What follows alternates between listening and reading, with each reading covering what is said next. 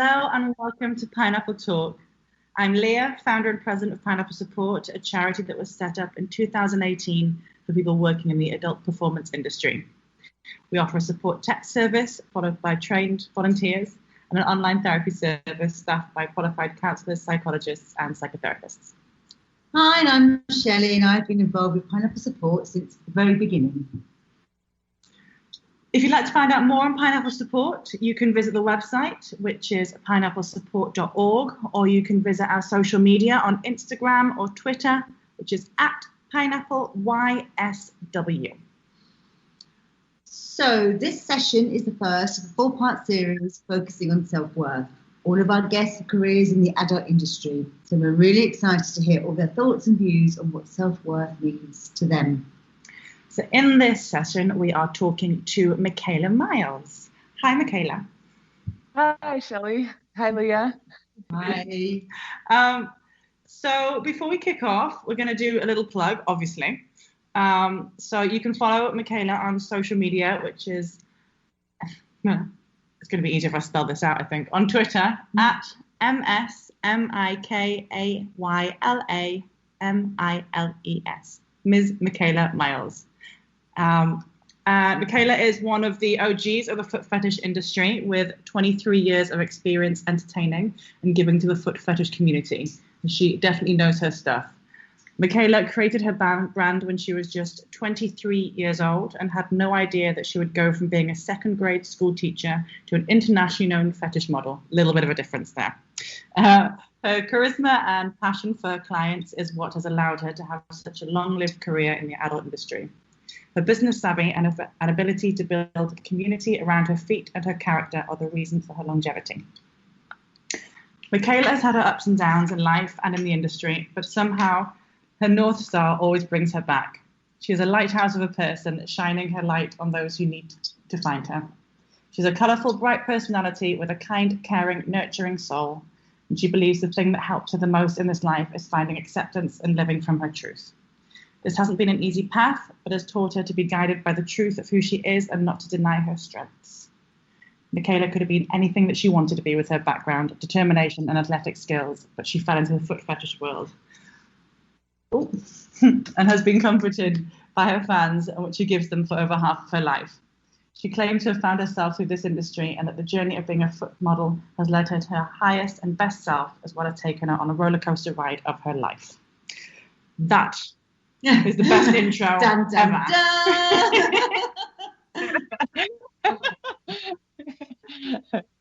So prior to this, Shelley and I have interviewed Mikayla before, and I absolutely love your journey from school teacher to fetish model, and I just thought that fit so well with our topic for today. So for those who are listening now, could you tell us the story again, please? Yeah, sure. So basically, I was a school teacher and I went through some physical things. I had cancer and basically said, hey, and I was young, 23, and I basically was like, hey, this life is a short life and I could die tomorrow. So, what do I really want to be doing this? And though I love teaching and I love children, I was only making $18,000 a year, and it was not the life that I saw myself living financially, for sure. And I said, screw this, I'm going to go adventure and see what's out there in the world. And so I did. I did many things. I was a personal trainer. I was a yoga teacher. I started this journey of physical healing. And then I discovered the fetish world, actually looking for shoes, which is kind of funny because I was one of the most, I guess like white picket fence sort of in the box kind of people. I didn't even know what the word fetish meant. So once I discovered that I could make a lot of money off of my feet and being tall, it was a financial kind of decision. And it was also, I could go see the world. I could go adventure. I could go meet these very eccentric people who I absolutely loved and adored and had a lot of fun with. And it basically was like taking second grade, but putting it into the adult world. So, and I was still the teacher basically, but I just got to like, direct it in a different way. So, And I love that you took everything that you already have that's already there for you, and built a career on it after not knowing that this even existed. That's just it's fantastic. How did you discover about the fetish world? How did you discover that there was a big foot fetish community? So back in the day, like this is before social media, before before we basically had anything, the internet had just kind of come out and like been started being popular with the Yahoo Groups. And I was looking for shoes because I was always, my entire life, I'm always looking for shoes because I have such big feet.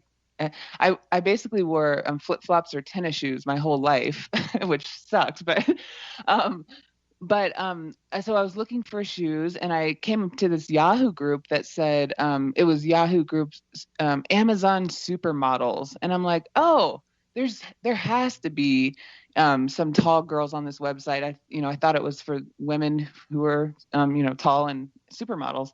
So they have to have big feet too. So I wrote in the group and said, hey, anyone out there? I'm 6'3". I have size 16 feet, yada, yada.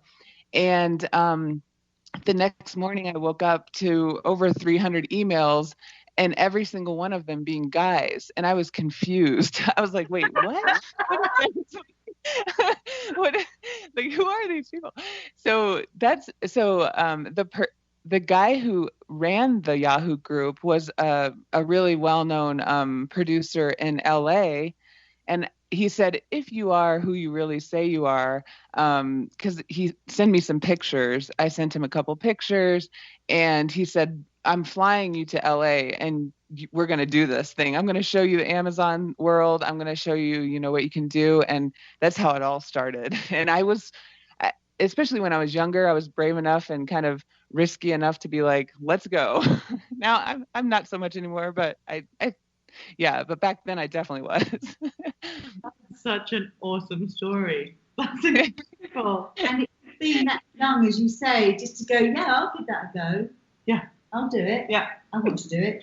And not think about too much the consequences, whereas I think the older we get, we start to kind of think too much. Yes. So always say yes. You never know what's going to happen. Yes, you can always say no later on down the line, can't you?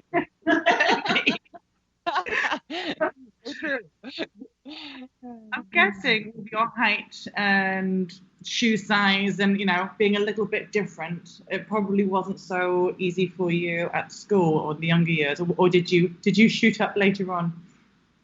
Oh no, I was always a giant. I came out of my mom being a giant. I was huge as a baby.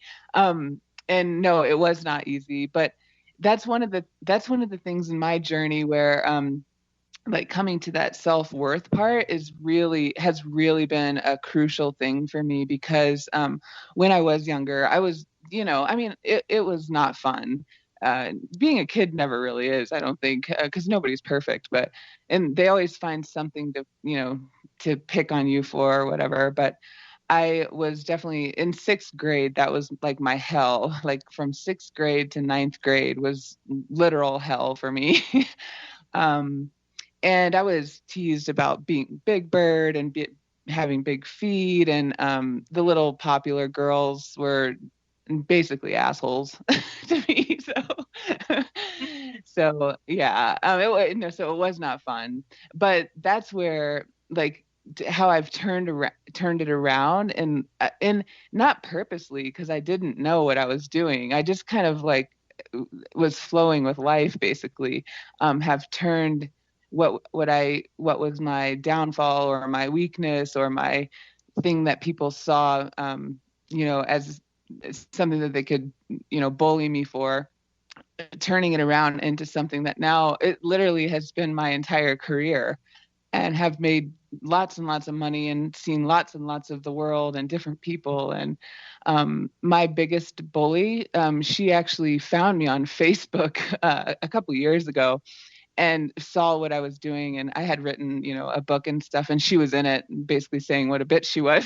And she said, she actually called, or she actually Facebooked me and apologized and said, I've been living with this, torment of how evil I was to you for all those years. And I'm very, very sorry. And I'm like, well, that's really cool. I gave her props. So. It's nice and that's big too. It's nice they reached out, isn't it? And Yeah. tried to make amends. Yeah. I do love that the fetish world is just, it is that thing.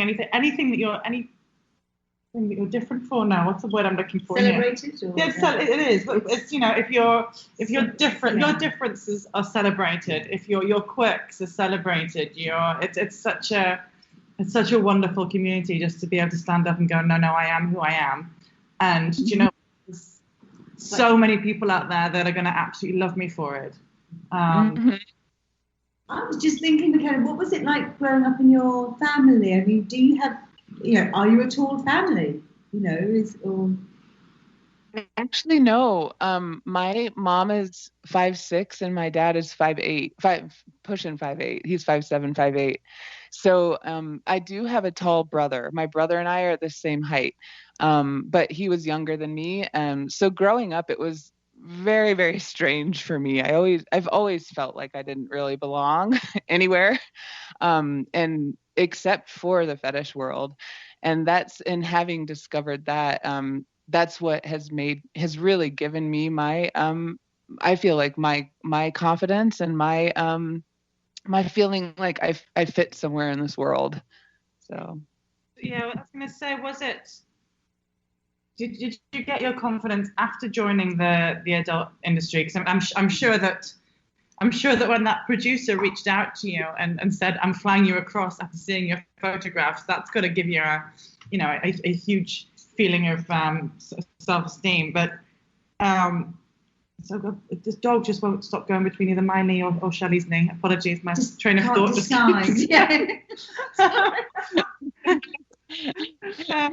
yeah, was it that gave you the kick? Had you been growing slowly through life? Was it always on the back of your mind that you were different until you joined the industry, or was it a slow process? Does that make sense? Yeah, it does make sense. And for me, it's been a roller coaster. It's been this up and down in my life periodically. So like going back, starting from the discovery of I can use my body as a as a resource, basically, is what happened for me. I learned that I'm very, very good at sports. So I'm very athletic, and that was my first like epiphany of like, oh, I was blessed with something and I can use this to my ability and to, well, in my world, I've always been the entertainer, like even since I was a little child, always the entertainer. And that's what has always given me, I guess, my sort of purpose. I feel like it's a gift that I have. So once I discovered the athletic abilities, I went full in. Like I was a very amazing athlete, and I went to college and I got a scholarship and blah blah blah.